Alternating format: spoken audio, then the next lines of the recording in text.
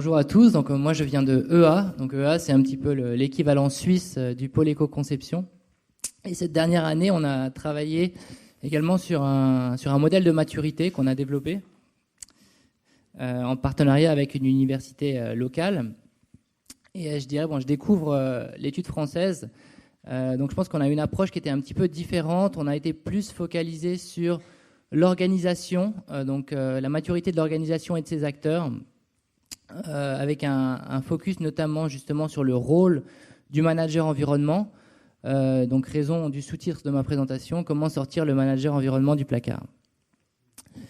Du coup, donc le postulat de départ, c'est qu'on constate que malheureusement, dans de nombreux cas, la fonction environnement est encore dans un silo, je dirais en marge de l'activité cœur de l'entreprise, et peine à faire percoler les informations au niveau de ces acteurs du core business et ces managers intermédiaires, si bien que la démarche reste souvent cantonnée à des activités, je dirais, de type réglementaire au niveau de l'entreprise, au niveau du site. Nous, ce qu'on a défini comme une entreprise mature, c'est justement une entreprise où, d'une part, chaque acteur prend en compte l'environnement dans ses activités, quel que soit son niveau. Il y a cette prise en compte qui se fait. On se pose la question, je dirais, de manière quasi culturelle, dans un niveau de maturité élevé. Et d'autre part, que cette prise en compte, elle permet à l'entreprise de créer de la valeur, que ce soit en termes de sens pour les collaborateurs ou en termes de compétitivité pour l'entreprise, pour ses produits. Du coup, ce qu'on a cherché à étudier dans notre étude, c'est identifier quels sont les freins et les leviers qui permettent cette transition d'une entreprise qui n'est pas mature à une entreprise qu'on a considérée comme mature, et en quoi le manager environnement peut devenir un catalyseur de cette transition et donc sortir du placard. Alors, contrairement à donc l'étude qu'on a entendue avant, nous on a d'abord commencé par une étude qualitative et puis on est en train de mettre en place une étude plus quanti. On a travaillé avec 7 entreprises et puisqu'on a eu une approche organisationnelle, on a fait 5 à 7 interviews par entreprise. Donc des acteurs différents. Donc on a toujours eu le manager environnement, bien sûr, c'était un critère de départ, plus une ou deux personnes qui étaient plus au niveau de la direction ou du marketing stratégique et d'autres acteurs, soit des employés, soit des managers intermédiaires.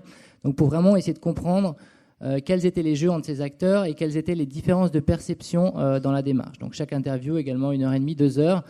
Donc on a passé pas mal de temps dans chaque entreprise. Ça nous a permis d'établir un certain nombre de constats. Alors j'ai évidemment pas le temps de les brosser tous, je voulais juste en montrer un pour vous donner un peu une idée de ce qu'on a fait. Alors ces constats, c'est souvent je dirais des paradoxes qui découlent de ces différences de perception qu'on a entre les acteurs dans l'entreprise. Puis un qui est relativement flagrant est le suivant. On a posé à tous ces acteurs, selon vous, qui porte la responsabilité de la performance environnement dans l'entreprise?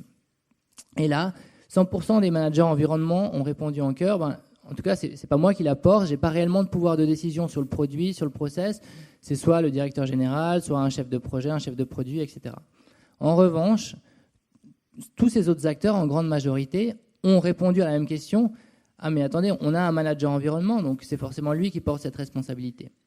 Donc on voit qu'on a une grosse décalage dans la perception, une forme de désorganisation de la responsabilité qui évidemment est un gros frein à l'action et au changement. Donc ce type de constats, on les a fait pendant l'étude et on a ensuite essayé de les classer, de les catégoriser dans notre modèle de maturité.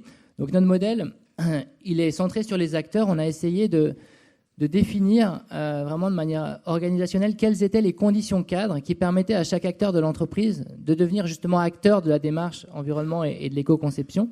Et donc ces 4 axes, c'est d'une part l'axe organisationnel. Donc typiquement, on s'est posé les questions du type est-ce que les responsabilités sont bien définies? Est-ce qu'on a une structure organisationnelle au niveau corporate et au niveau des projets qui est compatible? Ce genre de questions. Au niveau informationnel également, est-ce que les bonnes informations sont disponibles aux bons acteurs pour prendre des décisions?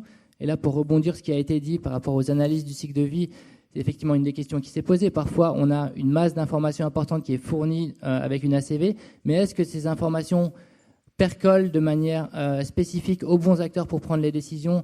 C'est une des questions qui s'est posée. La motivation, donc est-ce que l'action, la prise d'initiative est valorisée, récompensée dans l'entreprise? Et puis les aspects stratégiques, effectivement, est-ce que On sait où on va, est-ce que c'est formalisé, est-ce que c'est quantifié, etc.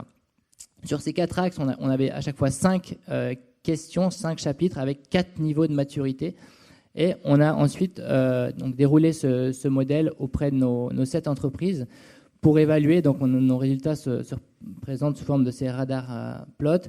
Je dirais l'étendue, le niveau de maturité de ces entreprises et permettre aussi à ces entreprises de se benchmarker et de comprendre sur quel niveau, dans quel domaine elles avaient donc le plus de progrès à faire. Et puis on a essayé de construire ce modèle vraiment comme un outil, un support à l'action. Donc on a ces 4 niveaux de maturité qu'on a essayé de formuler avec des phrases concrètes qui correspondent en fait à des actions concrètes que l'entreprise peut mettre en œuvre. Et en travaillant avec ces 7 entreprises, on a étalonné, on va dire, ces actions pour que de l'entreprise la moins mature à la plus mature, on ait des actions qui soient, on va dire, cohérentes et possibles d'un point de vue intermédiaire, afin que l'entreprise sache quel est le next step à mettre en œuvre sur ce sujet pour avancer.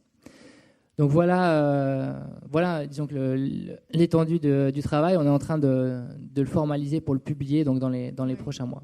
D'accord. Et quelles sont les suites de cette recherche ? Il y a d'autres... Alors effectivement, nous on a commencé avec une étude qui était qualitative, donc un panel relativement limité de 7 entreprises. Par contre, c'est vrai qu'on a eu beaucoup d'interviews. Maintenant qu'on a, je dirais, validé notre grille d'analyse, notre modèle, on va essayer de le diffuser plus largement, je dirais de manière qualitative si on veut, sous forme aussi d'un baromètre qu'on souhaite mettre en ligne et partager, rendre accessible aux entreprises et pour nous permettre de collecter plus d'informations sur